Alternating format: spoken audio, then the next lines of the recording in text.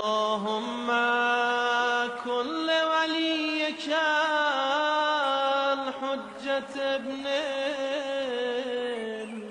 الحسن صلواتك عليه وعلى آبائه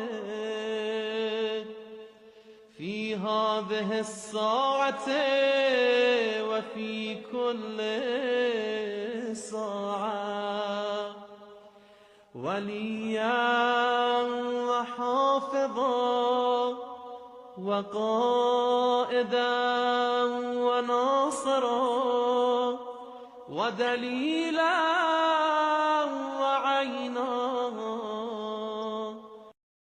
حتى تسكنه أرضك طوعا وتمتعه فيها طويلا.